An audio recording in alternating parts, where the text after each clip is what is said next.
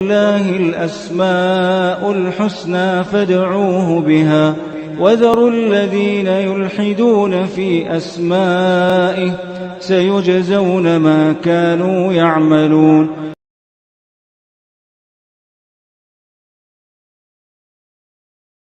بسم الله الرحمن الرحيم. الحمد لله رب العالمين وبه نستعين وصلى الله وسلم على سيد الأنبياء والمرسلين وعلى آله وأصحابه أجمعين ومن تبعهم بإحسان إلى يوم الدين. اما بعد.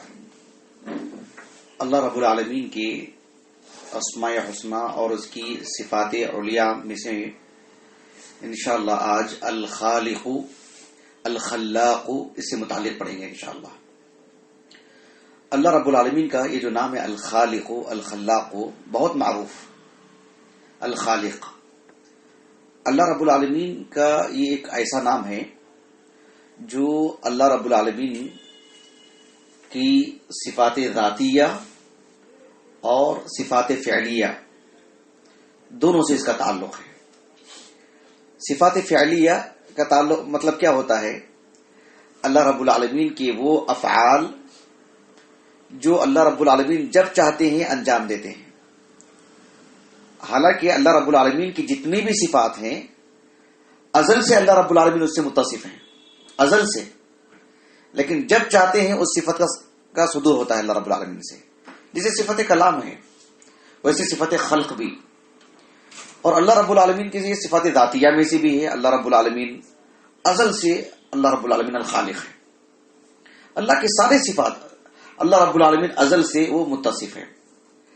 یہ جو الخلق ہے عربی زبان میں بنیادی طور پر پہلے اس کا معنی معلوم کر لیتے ہیں، پھر انشاءاللہ اللہ رب العالمین کے لیے جب ہم الخالق کہتے ہیں اس کا کیا معنی وہ انشاءاللہ سمجھنا آسان ہوگا. یہ جو الخلق ہے عربی زبان میں خلق، خا لام اور قاف، خلق، بنیادی طور پر اس کے دو معنی آتے ہیں. اچھی طرح سمجھیں اس بات کو، اس لیے کہ ہم قرآن مجید پڑھتے ہیں نا تو ہمارا معاملہ کیا ہوتا ہے. عجمی جو لوگ ہیں پوری دنیا کے عرب کے علاوہ جو عجمی لوگ ہیں، ہم کیا کرتے ہیں، ترجمہ ہوتا ہے تو ترجمے سے پڑھ لیتے ہیں تو ہمیں بات سمجھ میں نہیں آتی کس کا ترجمہ کیا جا رہا ہے، کس لفظ کا کیا معنی ہے. لیکن جب اب میں معنی بتاؤں گا آپ کو کہ خلقہ کے دو معنی آتے ہیں تو پھر آپ جب ان آیات کو پڑھیں گے قرآن کی تب آپ کو بات واضح ہوگی. یہاں پہلا معنی چل رہا ہے اور یہاں دوسرا معنی. دیکھیے اس کی جو میں نے کہا کہ دو معنی آتے ہیں عربی زبان میں خلقہ. دو جو معنی ہیں، ایک معنی وہ ہے جو اللہ کے لیے بھی بولا جاتا ہے اور بندے کے لیے بھی. اس کا جو دوسرا معنی ہے وہ صرف رب العالمین کے لیے. یہ اس کو بنیادی طور پر ذہن میں رکھے گا. اس کا پہلا معنی کیا ہے؟ پہلا معنی یہ ہے کہ تقدیر الشیء، تقدیر الشیء بالشیء، کسی چیز کا اندازہ لگانا. ایک انسان یہاں سے وہاں تک جانے کے لیے کچھ سوچتا ہے، کچھ اندازہ لگاتا ہے. کچھ بنانے سے پہلے اس کے دل و دماغ میں ایک خاکہ آتا ہے، ایک تصور آتا ہے. اس تصور کو، اس خیال کو جسے وہ انجام دیتا ہے اس کے لیے بھی خلقہ یہ فعل آتا ہے. ایک شخص ایک بات ہے، ایک بات کو دوسرے انداز میں، من گھڑت انداز میں پیش کرتا ہے، اس کو بھی خلقہ یہ فعل آتا ہے. بات واضح ہو گیا آپ کو؟ تو ایک اندازہ کرنا، ایک اندازہ لگانا، ایک سوچنا، ایک پلان کرنا، اس کے لیے جو خلقہ فعل آتا ہے اس کو بندے کے لیے بھی کہا جاتا ہے اور رب العالمین کے لیے بھی. یہاں تک بات واضح ہوگی. پہلے اس مسئلے کو میں حل کرتا ہوں. آپ کو کچھ قرآن آیات پڑھتا ہوں، آپ اس میں اندازہ لگائیے. مثلا اللہ رب العالمین نے سورۃ العنکبوت میں بیان فرمایا، سورۃ العنکبوت، کہ ان الذین تعبدون من دون اللہ اوثانا، ان الذین تعبدون من دون اللہ اوثانا، یقیناً تم اللہ رب العالمین کے علاوہ جن کو پکارتے ہو، بلاتے ہو، جن کی عبادت کرتے ہو وہ وثن ہیں. اوثان یعنی پتھر کے، درخت کے جو معبود بنائے گئے نا وہ. اب یہ جو جن کو تم نے معبود بنا کے رکھا ہے یہ کیا ہیں؟ اللہ نے کہا وَتَخْلُقُونَ إِفْكًا، وَتَخْلُقُونَ إِفْكًا، تم نے ایک جھوٹ گھڑ لیا ہے. افک جھوٹ بولتے ہیں، وہ واقعہ افک ہے نہیں، ام المؤمنین عائشہ سے متعلق جو قصہ ہے. عفق کس کو کہتے ہیں؟ کیسے جھوٹ کو بولتے ہیں؟ ایک صحیح واقعے کو جھوٹا رنگ دینا. جیسے ہم کہتے ہیں کہ وہ شخص آیا تھا لیکن اس نے تو چوری نہیں کی نا, آیا تھا وہ, لیکن اس کے آنے کو کون سا رنگ دیا گیا؟ ایک چور کی طرح. عمر میں عائشہ کے ساتھ جو حادثہ وہ صحیح حادثہ ہے, صحیح واقعہ ہے وہ, لیکن اسے کس رنگ میں پیش کیا گیا؟ تو اس کو عفق کہتے ہیں. تو اللہ نے کہا وَتَخْلُقُونَ عِفْقًا, یہ اپنی طرف سے تم نے کہانیاں بنا لی ہیں کہ یہ تمہارے معبود ہیں. تو اللہ سبحانہ و تعالیٰ نے کون سا فعل استعمال کیا, اس کی نسبت کس کی طرف کی؟ بندے کی طرف. وَتَخْلُقُونَ عِفْقًا. تو یہ اگر اللہ رب العالمین کے علاوہ خالق کوئی اور بھی ہوتا تو سب سے پہلے اعتراض کے لیے کون آگے بڑھتا؟ ابو جہل ابو لہب. یہ قرآن مجید جب نازل ہوا اس قوم کے سامنے نازل ہوا ہے جو پل پل اس بات کی تاک میں رہتے تھے کہ کیسے اعتراض کیا جائے ان کے سامنے, اور ان کو کوئی چیز ہاتھ نہیں لگی. تو یہ اسلوب ہے, عربی اسلوب. تو خلقہ کا ایک معنی کیا ہے؟ تقدیر الشیء, کسی چیز کا اندازہ لگانا, پلان کرنا, کوئی چیز بنانا, کوئی چیز جو انسان سوچتا ہے. بات واضح ہو گئی. اللہ رب العالمین نے فرمایا سورۃ الصاد میں کہ کفار کے سامنے جب اللہ کی آیتیں پڑھ کر کے سنائی گئیں اور اللہ کے رسول کے بارے میں کہا گیا کہ اللہ کے رسول ہیں, تو ان کفار نے کیا کہا؟ ما سمعنا بهذا في الملة الآخرة ان هذا الا اختلاق. اختلاق ایک من گھڑت کہانی کو کہتے ہیں. خلقہ سے, جسے فعل سے افتعال ہے نہیں, فعل سے افتعال, باب افتعال سے, ویسے ہی اختلاق ایک من گھڑت کہانی جو گھڑ لی گئی ہو. تو یہ بھی خلقہ سے. کس طرح کا فعل واضح ہو رہا آپ کو؟ اللہ رب العالمین نے قرآن مجید میں سورۃ الشعراء میں بیان فرمایا, سورۃ الشعراء میں, کہ جب کفار کے سامنے اللہ کی آیاتیں پڑھ کر کے سنائی جاتی ہیں اور قیامت سے متعلق بتایا جاتا تو یہ لوگ کیا کہا کرتے تھے؟ صالح علیہ السلام کا قصہ ہے لیکن سبھی کفار کی بات ہے وہ, لیکن قرآنی اسلوب, قرآنی تعبیر دیکھیں. یہ لوگ کیا کہا کرتے تھے سورۃ الشعراء میں؟ ان ھذا الا خلق الاولین, ان ھذا الا خلق الاولین. یہ تو پچھلے لوگوں کی بس کہانیاں ہیں, ان کی من گھڑت باتیں ہیں. انسان مرتا ہے, پھر دوبارہ پیدا کیا جائے گا, انہیں عذاب دیا جائے گا, یہ سب پچھلوں کی باتیں ہیں بس. اس کو کس سے تعبیر کیا قرآن نے؟ خلق. اس لفظ خلق کی دوسری بھی قرات آتی ہے, وہ ہمارے موضوع سے خارج ہے. جب بالذات اس آیت کی تفسیر ہوگی تب وہ سب باتیں آئیں گی مفصل, لیکن یہاں ہمارے موضوع سے متعلق اتنی ہی بات. ہم اردو زبان میں بھی بولتے ہیں, عربی زبان کا لفظ ہے حقیقت میں, وہ اردو میں بھی استعمال کرتے ہیں کہ فلاں صاحب کے اخلاق. یہ کس سے نکلا ہے یہ لفظ؟ اسی سے. اخلاق, خلق. اللہ رب العالمین نے اللہ کے رسول کے لیے کہا علیہ السلام سورۃ القلم میں انک لعلی خلق عظیم. خلق یہ خلقہ سے, کیا مطلب اس کا جو بنیادی معنی ہے نا, پہلا معنی کیا معنی ہے اس کا؟ تقدیر الشیء, کسی چیز کا اندازہ لگانا. تو اخلاق خلق کا مطلب یہ ہوتا ہے کہ اس انسان کو اللہ نے ان اوصاف پر قائم رکھا ہے. یہ اس سے اندازہ, مطلب وہ کہ اس کے تعلق سے ایسا فیصلہ کیا گیا ہے کأنہ قدر علیہ, اس چیز کو اس چیز پر تطبیق دی گئی ہے. یعنی گویا کہ یہ آدمی اس میں ڈھلا ہوا ہے, یعنی اسی سے وہ مطلب بنایا گیا ہے. اس کا جسم, جسم کہہ رہا ہوں, اس انسان کے جو اوصاف ہیں ان خوبیوں سے ڈھالے گئے ہیں, ان خوبیوں سے متصف ہے. یہ معنی ہے اس کا خلق, اسی لیے خلق کہا جاتا ہے, اسی لیے اخلاق کہا جاتا ہے. بات واضح ہے یا نہیں واضح ہے بات؟ یہ بات یعنی خلق اور اخلاق کا مطلب یہ ہوتا ہے کہ خلقہ کے معنی پیدا کرنا نا, پیدا کرنا یا کسی چیز کا اندازہ لگانا. گویا کہ اس انسان کی طبیعت میں اللہ رب العالمین نے یہ خوبیاں, یہ حسن رکھی ہیں, تو گویا کہ وہ خلقہ ہی سے وہ اخلاق ہے. گویا کہ اسی کے ساتھ اس کا اندازہ کیا گیا ہے, اسی میں اس کو ڈھالا گیا ہے, اسی میں اس کو مکمل کیا گیا ہے. پھر وہ اخلاق اچھے ہوں یا برے ہوں ایک الگ چیز, اس طبیعت کو کہتے ہیں جس پر اللہ رب العالمین نے اسے ڈھالا ہے. قرآن مجید میں یہ لفظ کئی جگہ پر استعمال ہوا ہے, متعدد مقامات پر. ایک لفظ آپ نے سنا ہوگا خلاق, قرآن مجید میں بکثرت استعمال ہوا ہے. مثلا سورۃ البقرہ میں اللہ نے فرمایا فَمِنَ النَّاسِ مَن يَقُولُ رَبَّنَا آتِنَا فِي الدُّنْيَا وَمَا لَهُ فِي الْآخِرَةِ مِنْ خَلَاقٍ لا خلاق لهم. قرآن مجید سورۃ آل عمران میں بھی ہے. تو خلاق کہتے ہیں حصہ کو، ایک طریقہ، ایک نصیب. لا خلاق لہم ای لا نصیب لہم، مطلب یہ کہ جو نیکی، جو خوبی، جو حسن، جو ثواب اس کے لیے مقدر کیا گیا ہے، اس کے لیے رکھا گیا ہے، اس کے لیے طے کیا گیا ہے، تو اس چیز کو بھی اللہ رب العالمین نے خلاق کا لفظ استعمال فرمایا نصیب کے معنی میں. یہ سب جو میں معنی آپ کو بتا رہا ہوں یہ پہلا معنی ہے جو ہم کہتے ہیں نا تقدیر الشیء، یعنی اس کی نسبت اللہ نے مخلوق کی طرف کی، بندے کی طرف کی نا، جبکہ خالق تو رب العالمین ہے. تو گویا کہ اس فعل کے اندر اتنی وسعت ہے کہ اس کا ایک معنی وہ ہے جو بندے کے لیے بھی کہا جا سکتا ہے. مثلا آپ دیکھو اللہ رب العالمین نے سورۃ المائدہ میں بیان فرمایا عیسیٰ علیہ السلام سے متعلق، وَإِذْ تَخْلُقُ مِنَ الطِّينِ كَهَيْئَةِ الطَّيْرِ بِإِذْنِي. اللہ رب العالمین نے فرمایا کہ یاد کرو اس وقت کو جب تم نے مٹی سے ایک پرندے کو پیدا کیا، پرندے کو بنایا. پیدا کرنے سے مراد پرندے کو بنایا، اس کی جو شکل ہوتی نا پرندے کی، میری اجازت سے، میرے حکم سے، میرے اذن سے. تخلق، اللہ نے کیا فعل استعمال کیا؟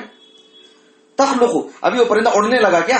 نہیں، ابھی ایک پلاننگ چل رہی ہے، اس پر ایک کام ہو رہا ہے اس پہ. وَإِذْ تَخْلُقُ مِنَ الطِّينِ كَهَيْئَةِ الطَّيْرِ، پرندے کے مثل، ایک پرندے کا جو ڈھانچہ ہوتا ہے وہ آپ نے تیار کیا، وہ بھی میرے حکم سے. فَتَنفُخُ فِيهَا فَتَكُونُ طَيْرًا بِإِذْنِي، پھر تم اس میں پھونک مارتے ہو تو پھر وہ میرے حکم سے اڑنے لگتا ہے. وہ تو بات کا معاملہ ہے. تو اس کی جو ظاہری شکل تھی، جو پلاننگ ہوئی ہے، اس کے لیے کون سا فعل استعمال کیا اللہ تعالیٰ نے، اور اس کی نسبت کس کی طرف کی؟ ایک بندے کی طرف، عیسیٰ علیہ السلام. اسی لیے اہل علم کہتے ہیں اللہ رب العالمین نے سورۃ المؤمنون میں جب انسان کی تخلیق کا پورا تفصیل سے ذکر فرمایا نہیں، انسان کا پہلے نطفہ، علقہ، مضغہ، جو مرحلے ہیں نا انسان کی تخلیق میں، آخر میں اللہ نے کیا فرمایا؟ فَتَبَارَكَ اللَّهُ أَحْسَنُ الْخَالِقِينَ. الخالق واحد کو بولتے ہیں، الخالقون جمع، مضاف الیہ ہے، وہ احسن الخالقین. تو احسن الخالقین مطلب کئی خالق ہونے کا تصور آ رہا کیا اس سے؟ متعدد خالق، ایک سے زائد خالق کی خبر دی جا رہی ہے کیا؟ بالکل بھی نہیں. کیا مطلب اس کا؟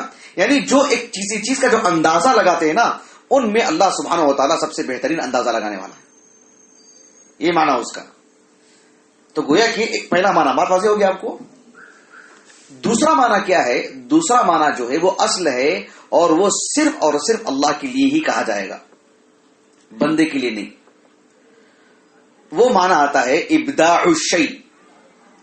ہمارا ایک درس ہوا تھا بدیع السماوات والارض، اس میں بدیع بدع کا تفصیلی معنی میں نے بتایا، اس کے بھی دو معنی آتے ہیں، یا میں نہیں بتاؤں گا اس کو. لیکن جو خلق کا دوسرا معنی آتا ہے، اس کا معنی آتا ہے ابداع الشیء علی مثال لم یسبق الیہ. یہ اہل اللغہ جتنے بھی معاجم ہیں تقریباً ملتا جلتا معنی لکھا ہوا ہے. یعنی کسی چیز کو پیدا کرنا، بنانا، جس کی کوئی مثال نہ ہو، پہلے سے کوئی ماڈل نہ ہو. ایک چیز تیار کرنا، ارادہ نہیں. پہلا معنی کیا ہے؟ ایک ارادہ کرنا، ایک تصور میں کوئی چیز لانا. دوسری چیز ایک چیز کو ڈھالنا، بنانا، پیدا کرنا، اور اس کی کوئی سابق مثال نہ ہو. مثال کے طور پر میں ایک واضح کرتا ہوں آپ کو. اللہ سبحانہ و تعالیٰ نے قرآن مجید میں اپنے اس نام کو بیان فرمایا ہے. جیسے اللہ تعالیٰ نے سورۃ الحشر میں کہا نہیں، هو اللہ الخالق الباری. تو هو اللہ، اللہ الخالق ہے. الخالق صرف اللہ رب العالمین ہے، اور کوئی خالق نہیں نا. الخالق کون ہے؟ صرف رب العالمین. تو وہاں خالق کس معنی میں؟ وہ جو دوسرا معنی ہے وہ. ورنہ الخالق کہیں گے تو پھر کوئی بھی ہو سکتا ہے. یا الف لام کو اگر استغراق کا لے لے تو پھر سارے لوگ آ جائیں گے کیا اس میں؟ نہیں، وہ پہلا معنی نہیں ہے، وہ پہلا معنی نہیں ہے اس میں. الخالق، الباری، المصور، یا اس سے پہلے الملک، القدوس، السلام، المؤمن، وہ اللہ رب العالمین کی متعدد اسماء حسنہ ہیں. تو الخالق اللہ رب العالمین ہے، وہ اسی دوسرے معنی میں. پہلا معنی بھی آتا ہے اس میں، لیکن پہلا معنی بندے کے لیے بھی کہا جاتا ہے، دوسرا معنی نہیں. اللہ رب العالمین نے سورۃ الحجر میں بیان فرمایا ان ربک هو الخلاق العلیم. الخلاق کہا اللہ رب العالمین نے، الخلاق. کچھ تفصیلی باتیں ہیں اس کی، وہ آنے والے درس میں بتاؤں گا میں آپ کو انشاءاللہ۔ اللہ نے سورۃ الاعراف میں کہا الا لہ الخلق، الا لہ الخلق والامر، مخلوقات جتنی بھی ہیں سب اللہ ہی نے پیدا کی ہیں۔ تو وہ کس معنی میں؟ دوسرے معنی میں کہ اللہ ہی ہے جو پوری کائنات کو پیدا کیا۔ بات اچھی طرح واضح ہو گیا آپ کو؟ یعنی جس کی کوئی پہلے مثال نہ ہو۔ ہم نے جو بدیع السماوات والارض میں جو دوسرا معنی بتایا تھا، دوسری بھی دو معنی ہیں بدع کے، جو دوسرا معنی کیا بتایا گیا تھا؟ یعنی کسی ایسی چیز کی تخلیق، ایسی چیز کو وجود میں لانا جس کے لیے پہلے کوئی ماڈل نہ ہو۔ تو خلق کا دوسرا معنی وہی آتا ہے۔ اللہ رب العالمین دیکھو فرمایا خلق السماوات والارض، جیسے سورۃ الانعام کی پہلی آیت لے لو آپ، الحمدللہ الذی خلق السماوات والارض، تمام تعریف اللہ تعالیٰ کے لیے جس نے آسمانوں اور زمین کو پیدا کیا۔ اب دیکھو اللہ رب العالمین نے اسی بات کو دوسرے اسلوب میں بیان فرمایا سورۃ البقرہ میں، بدیع السماوات والارض۔ سمجھ رہے ہیں آپ؟ خلق السماوات والارض اس کا معنی کیا ہے؟ بدیع السماوات والارض۔ کیوں؟ آسمان سے پہلے کوئی مثال تھی اس کی، لیکن اللہ رب العالمین نے کہا خلق السماوات والارض، اس لیے کہ اس سے پہلے کوئی مثال ہی نہیں تھی، اس لیے کہا بدیع السماوات والارض۔ بات واضح ہوگی آپ کو؟ ایک آیت کی تفسیر دوسری آیت کیسی کر رہی ہے۔ اللہ رب العالمین نے سورۃ النساء کے آغاز میں کیا فرمایا؟ یا ایھا الناس اتقوا ربکم الذی، اس کے بعد خلقکم من نفس واحدہ، انسان کو پیدا کیا تو اس سے پہلے کوئی مثال تھی انسان جیسی؟ نہیں۔ اللہ رب العالمین نے خلقکم من نفس واحدہ۔ اللہ رب العالمین نے فرمایا سورۃ الرحمن میں وخلق الجان من مارج من نار، آگ کی شعلے سے اللہ نے ابلیس کو پیدا کیا، جن کو پیدا کیا، شیطان کو۔ اس سے پہلے اس مخلوق کی کوئی مثال تھی؟ لیکن اللہ نے کیا خلق وخلق الجان من مارج من نار۔ قرآن مجید میں اس موضوع کی متعدد آیات ہیں۔ کہنے کا مقصود یہ ہے کہ الخالق یا الخلق کا جو دوسرا معنی ہے اس میں اللہ کی اس فعل میں کوئی مخلوق شریک نہیں ہے۔ اسی لیے اللہ رب العالمین نے سورۃ النحل میں بیان فرمایا افمن یخلق کمن لا یخلق افلا تذکرون، افمن یخلق، تم نے اللہ کے علاوہ جس کو بھی معبود بنائے ہیں، افمن یخلق کمن لا یخلق، جو ذات پیدا کرنے والی ہے اللہ تعالیٰ، کیا وہ جو کچھ بھی پیدا نہیں کیے وہ اللہ کے برابر ہو سکتے ہیں؟ مطلب خلق ہے کس معنی میں؟ دوسرے معنی میں، یعنی یہ اللہ ہی ہے، اللہ کے اس فعل میں کوئی شریک نہیں ہے۔ بات ایسے ہوگی آپ کو؟ لا یخلقون شیئا، انہوں نے کچھ نہیں پیدا کیا، وہم یخلقون، وہ خود پیدا کیے گئے ہیں۔ تو یہ دوسرے معنی میں وہ صرف رب العالمین کے لیے۔ سورۃ اللقمان ہے نا، سورۃ اللقمان، اس کا آغاز پڑھ کے دیکھیں آپ، ایک 3-4 آیتوں کے بعد اللہ رب العالمین نے آسمان، زمین اور پوری مخلوقات کو پیدا کرنے کا ذکر فرمایا مختصر سی آیت میں۔ اس کے بعد اللہ تعالیٰ نے کہا ھذا خلق اللہ، کیا کہا اللہ تعالیٰ نے؟ ھذا خلق اللہ، یہ اللہ کی مخلوق ہے، اللہ نے پیدا کی ہے سب۔ فارونی ماذا خلق الذین من دونی، اب اللہ کے علاوہ جس کی تم عبادت کرتے ہو انہوں نے کیا پیدا کیا وہ مجھے ذرا بتاؤ۔ ھذا خلق اللہ، فارونی، ذرا مجھے بتاؤ، ماذا خلق الذین من دونی، اللہ کے علاوہ جو دیگر معبود جنہیں تمہیں بنا لی ہیں، اب ذرا انہوں نے کیا کیا پیدا کیا وہ بھی ذرا بتا دو۔ سبحان اللہ۔ سورۃ الرعد میں اللہ رب العالمین نے فرمایا ام جعلوا للہ شرکاء خلقوا کخلقی فتشابہ الخلق علیہم، اللہ رب العالمین نے فرمایا کہ اللہ کے علاوہ جن کو انہوں نے اللہ کی عبادت میں شریک کر رکھا ہے، کیا وہ بھی اللہ کی طرح کچھ تو پیدا کیے ہیں؟ کہ کتا اللہ نے پیدا کیا اور بلی نے کسی اور نے پیدا کر دی ہو، یا اللہ کی پیدا کرنے کی طرح کچھ چیزیں کچھ اور بھی ہیں جو جنہوں نے بنا دی ہوں؟ جیسے کہتی نا کہ یہ ہندوستان کا بنا ہوا، یہ جاپان کا بنا ہوا، یہ چین کا بنا ہوا، یہ اس جگہ کا بنا ہوا، ایسے اللہ تعالیٰ کی تخلیق ہے۔ یعنی اللہ نے کہا کہ ام جعلوا للہ شرکاء خلقوا کخلقی، خلقوا، کیا ان معبودوں نے بھی کچھ بنایا ہے؟ کخلقی، اللہ کے پیدا کرنے کی طرح، فتشابہ الخلق علیہم، کہ دونوں کی مخلوقات میں کچھ ذرا سا میل جول ہو گیا ہو، بالکل قریب اللہ نے جیسے بنایا دیکھو اس نے بھی ویسے بنا دیا ہے۔ اللہ نے کہا کہ اللہ ہی خالق ہے، قل اللہ خالق کل شیء وهو الواحد القہار، اللہ واحد ہے، اکیلا ہے، یکتا ہے اور غالب ہے، اللہ ہی ہے جو ساری چیزوں کو پیدا کیا ہے۔ بہت اچھی طرح واضح ہو گیا آپ کو۔ اس موضوع سے متعلق کچھ اہم باتیں ہیں جسے میں آنے والے ہفتہ رکھوں گا انشاءاللہ۔ 2 اہم باتیں ہیں، اس موضوع سے متعلق وقت کافی ہو گیا ہے، تو یہ دو معنی آج فرق واضح ہونا چاہیے. اللہ سبحانہ و تعالی کی جو صفت خلق ہے نا، صفت خلق، وہ جو ہے مطلب ازل سے ہے. کب سے ہے؟ جب سے اللہ رب العالمین ہے. اللہ سبحانہ و تعالیٰ کی یہ صفت ازل سے ہے. لیکن جو مخلوق ہے، جیسے کہتے ہیں نا مفعول، ایک ہوتا ہے فعل، ایک ہوتا ہے فاعل، اور تیسرا مفعول بھی جو ہوتا ہے، یہ خالق اللہ سبحانہ و تعالیٰ اس کی جو صفت خلق ہے وہ ازل سے ہے. لیکن جو مفعولات جسے کہتے ہیں نا مفعول، وہ حادث، وہ ہر دن کچھ نہ کچھ اللہ سبحانہ و تعالیٰ پیدا کرتے رہتے ہیں، اس کا تو سلسلہ چلتے رہتا ہے. لیکن اللہ سبحانہ و تعالیٰ کی جو صفت خلق ہے وہ تو ازل سے ہے. آج کے درس کے لیے اتنی باتیں کافی ہیں. انشاءاللہ اسی موضوع سے متعلق، الخالق سے متعلق دو باتیں بڑی اہم ہیں، اس کو میں انشاءاللہ آنے والے ہفتہ آپ کے سامنے رکھوں گا. سبحانک اللہم و بحمدک، اشہد ان لا الہ الا انت، استغفرک و اتوب الیک.